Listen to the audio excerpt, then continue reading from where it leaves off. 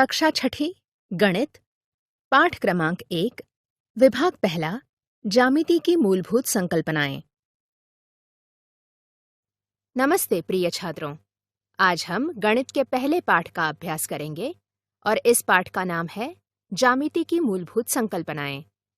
तो छात्रों, अब हम देखेंगे कि ज्यामिति की मूलभूत संकल्पनाएं क्या हैं। आओ चर्चा करें। रंगोली पूर्ण करो। रंगोली पूर्ण हो जाने पर निम्नलिखित प्रश्नों की सहायता से कक्षा में चर्चा करो। 1. रंगोली बनाने के लिए पृष्ठभाग कैसा होना चाहिए? उत्तर: हमें सपाट पृष्ठभाग की आवश्यकता होगी। 2. रंगोली बनाते समय शुरुआत कैसे की गई? उत्तर: रंगोली बनाते समय बिंदियों से शुरुआत की गई। 3. रंगोली पूर्ण करने के लिए क्या-क्या किया गया? उत्तर: रंगोली पूर्ण करने के लिए हमने बिंदियों को रेखाओं से जोड़ दिया। 4. रंगोली में तुम्हें कौन-कौन सी आकृतियां दिखाई देती हैं?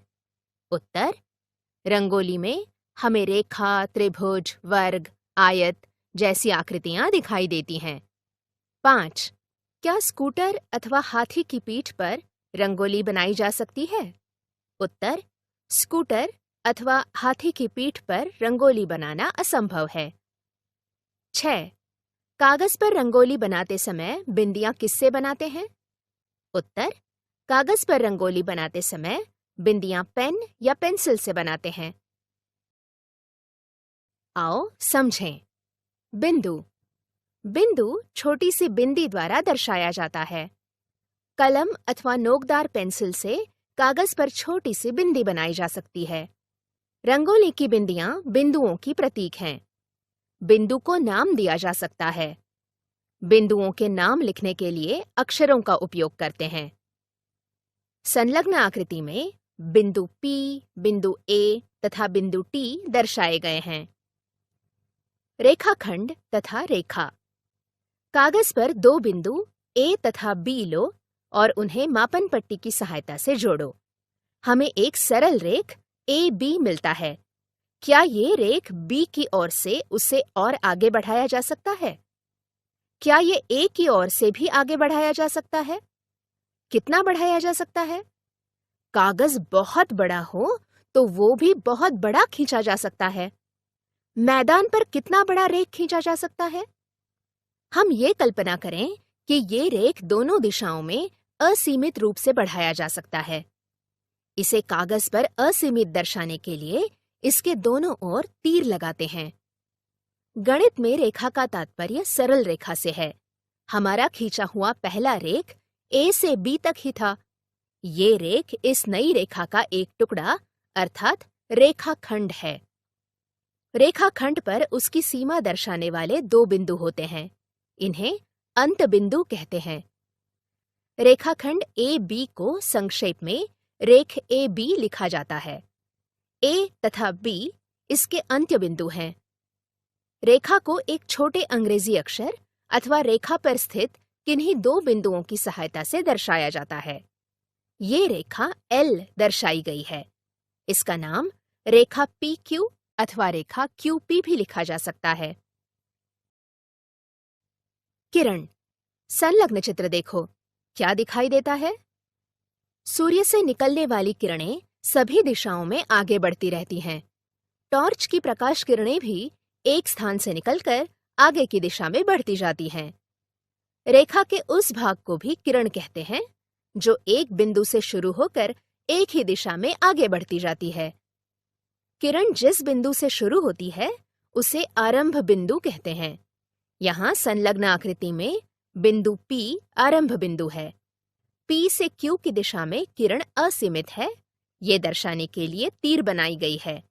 उस आकृति को किरण PQ कहते हैं। किरण PQ को किरण QP नहीं कहा जा सकता। छात्रों, चलो कुछ करते हैं। करो और देखो। कृति 1। शामपट पर एक बिंदु बनाओ। अब प्रत्येक विद्यार्थी शामपट के पास जाकर उस बिंदु से होकर जाने वाली एक एक रेखा खींचे। ऐसी कितनी रेखाएं खींची जा सकती हैं? कृति 2। अपनी कॉपी के एक पृष्ठ पर एक बिंदु बनाकर उससे होकर जाने वाली रेखाएं मापन पट्टी की सहायता से खींचो। ऐसी कितनी रेखाएं खींची जा सकती हैं? एक बिंदु से होकर जाने वाली असंख्य रेखाएं खींची जा सकती हैं। जब दो से अधिक रेखाएं एक ही बिंदु पर एक दूसरे को प्रतिच्छेदित करती हैं, तो इन रेखाओं को संगामी रेखाएं कहते हैं तथा इनके प्रतिच्छेदन बिंदु को संगमन बिंदु कहते हैं। ऊपर की आकृति में संगमन बिंदु कौन सा है? उसका नाम लिखो। P संगमन बिंदु है। बताओ तो। संलग्न आकृति में 9 बिंदु हैं। इन्हें नाम दो। इनमें से किन्हीं भी 2 बिंदुओं से होकर कितनी रेखाएं जाती हैं? 2 भिन्न भिन्न बिंदुओं से होकर जाने वाली एक और केवल एक ही रेखा खींची जा सकती है। इन 9 बिंदुओं में से कौन से 3 अथवा अधिक बिंदु एक सीधी रेखा पर हैं? जो 3 अथवा अधिक बिंदु एक सीधी रेखा पर होते हैं, उन्हें सरेख बिंदु कहते हैं। इन 9 बिंदुओं में से कौन से 3 अथवा अधिक बिंदु एक सीधी रेखा पर नहीं हैं? जो बिंदु एक सीधी रेखा पर नहीं होते, उन्हें असरेख बिंदु कहते हैं। छात्रों, आओ कुछ समझें। हम देखेंगे कि प्रतल क्या है। प्रतल। संलग्न चित्र देखो। आप किस प्रकार के पृष्ठभाग देख सकते हैं? प्रथम 2 आकृतियों के पृष्ठभाग समतल हैं। ये समतल पृष्ठभाग एक असीमित समतल पृष्ठ का भाग हैं। ऐसे असीमित समतल पृष्ठ को गणित की भाषा में प्रतल कहते हैं। संलग्न आकृति के प्रतल का नाम H है। यहाँ प्रतल की आकृति सीमित दिखाई दे रही है, जबकि प्रतल चारों ओर असीमित होता है। प्रतल सभी दिशाओं में असीमित है। ये तीरों द्वारा दर्शाया जाता है, परंतु सुविधा की दृष्टि से प्रायः प्रतल की आकृति में तीर नहीं बनाए जाते। समांतर रेखाएं। संलग्न चित्र की कॉपी का पृष्ठ देखो। क्या कॉपी का पृष्ठ प्रतल भाग है? यदि कॉपी के पृष्ठ के आड़े रेखा दंडों को दोनों ओर आगे बढ़ाएं, तो क्या वे एक दूसरे से मिलते हैं? उत्तर: कॉपी का पृष्ठ प्रतल का भाग है। यदि कॉपी के पृष्ठ के आड़े रेखा दंडों को दोनों ओर आगे बढ़ाएं, तो वे एक दूसरे से कहीं पर भी नहीं मिलेंगे। ये मैंने समझा। एक ही प्रतल में स्थित तथा एक दूसरे से प्रतिच्छेदित न करने वाली रेखाओं को रेखाएं कहते हैं। छात्रों, अब नीचे दिए गए प्रश्नों पर विचार करें और उन्हें हल करें। रेखाओं के नीचे की चौखटों में प्रतिच्छेदित करने वाली रेखाएं अथवा समांतर रेखाएं, इनमें से सही विकल्प लिखो। प्रतिच्छेदित रेखाएं, समांतर रेखाएं, प्रतिच्छेदित रेखाएं। प्रिय छात्रों, क्या आप जानते हैं, हम अपने दैनिक जीवन में गणित का प्रयोग करते हैं। चलिए देखते हैं कैसे। गणित मेरा साथी, मैदान में, आकाश में। चित्र के खेल का निरीक्षण करो। इस खेल के सरेख तथा असरेख खिलाड़ी, समांतर रेखाएं तथा प्रतल ज्ञात करो। जनवरी में सायंकाल 7 बजे के बाद आकाश में पूर्व की ओर मृग नक्षत्र दिखाई देता है। इसके बाद वो धीरे धीरे आकाश में ऊपर जाता है।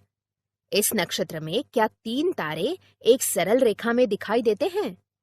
उसी रेखा में कुल दूरी पर क्या कोई बड़ा तारा दिखाई देता है? छात्रों, चलो हल करें प्रश्न संग्रह 1। 1. संलग्न आकृति के आधार पर नाम लिखो। उत्तर: 1. सरेख बिंदु। सरेख बिंदु MOT तथा सरेख बिंदु RON। 2. Kiran. Kiran ON, Kiran OP, Kiran OS, Kiran OT, Kiran OR, Kiran OM। 3.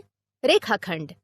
रेखाखंड MT, रेखाखंड RN, रेखाखंड OP, रेखाखंड ON, रेखाखंड OT। 4. रेखा। रेखा MT तथा रेखा RN। छात्रों, अब हम प्रश्न संग्रह 1 का दूसरा प्रश्न हल करेंगे। 2. संलग्न रेखा के भिन्न भिन्न नाम लिखो। A, B, C, D। Uttar Rekha L, Rekha AB, Rekha AC, Rekha AD, Rekha BC, Rekha BD, Rekha CD। छात्रों, अब हम प्रश्न संग्रह 1 का तीसरा प्रश्न हल करेंगे। जोड़ियां बनाओ। समूह A, समूह B। 1. आकृति A, किरण। 2. आकृति B, प्रतल। 3. आकृति C, रेखा। 4. आकृति D, रेखाखंड। उत्तर समूह A 1 आकृति, समूह B C रेखा, समूह A 2 आकृति, समूह B D रेखाखंड, समूह A 3 आकृति, समूह B B प्रतल, समूह A 4 आकृति, समूह B A किरण। छात्रों, अब हम प्रश्न संग्रह 1 का चौथा प्रश्न हल करेंगे। 4. नीचे दी गई आकृति का निरीक्षण करो। उसकी समांतर रेखाओं, संगामी रेखाओं तथा संगमन बिंदुओं के नाम लिखो। उत्तर समांतर रेखाएं, रेखा B समांतर रेखा M, समांतर रेखा Q तथा रेखा A समांतर रेखा P। संगामी Rekha, Rekha A, Rekha B, Rekha C, Rekha M तथा रेखा P, रेखा Q, रेखा M। संगमन बिंदु, बिंदु A, बिंदु D। जियोजेब्रा सॉफ्टवेयर के टूल्स का उपयोग करके भिन्न-भिन्न बिंदु, रेखाएं तथा किरणें बनाओ। कभी न समाप्त होने वाली रेखाओं का अनुभव करो। छात्रों, अब हम देखेंगे कि गणित कैसे एक मनोरंजक खेल है। एक मनोरंजक खेल। एक समतल थर्माकोल अथवा गत्ते का टुकड़ा तथा सुई धागा लो। धागे के एक छोर पर एक बड़ी गांठ लगाओ अथवा कोई बटन बांधो। दूसरा छोर सुई में डालकर सुई को गत्ते के नीचे से उसमें खोंसकर ऊपर निकालो, जहां से धागा ऊपर आया है। उस बिंदु का नाम P लिखो। अब सुई निकाल दो और धागे का स्वतंत्र छोर तान कर पकड़ो। कौन सी आकृति दिखाई देती है? धागे का स्वतंत्र छोर धीरे धीरे भिन्न-भिन्न दिशाओं में ले जाकर तान कर पकड़ो। बिंदु P से असंख्य रेखाएं जाती हैं, इसका अनुभव करो।